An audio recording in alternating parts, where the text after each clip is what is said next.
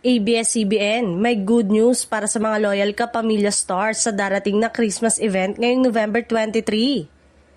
May matamis na sorpresa ang ABS-CBN para sa kanilang mga loyal Kapamilya stars ngayong papalapit ang Kapaskuhan.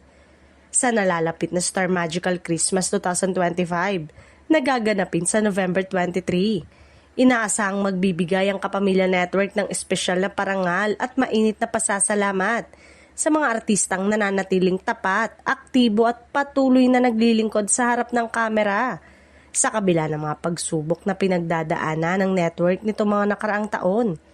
Bagamat hindi ito ang tradisyonal na ABS-CBN Ball, ang Star Magical Christmas ay magiging isang makulay, masaya at pusong kapamilya na pagtitipon kung saan ipapakita ang unity at pagmamahal ng network sa kanilang talent.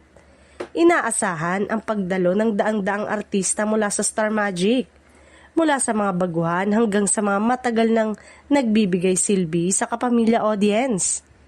Isa sa mga good news na usap-usapan, magbibigay umano ang ABS-CBN ng espesyal na pagkilala para sa kanilang mga loyal kapamilya o ang mga artistang nananatili sa kanila sa loob ng mahigit isang dekada.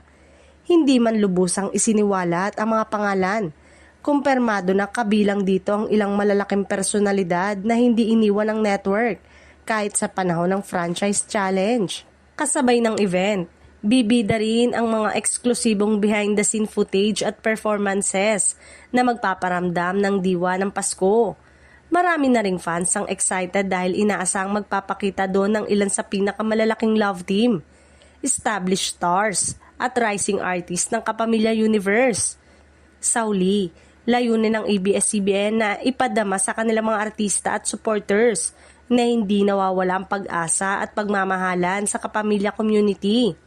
Siguradong magiging makulay, maganda at makabuluhan ang kanilang Christmas celebration ngayong taon.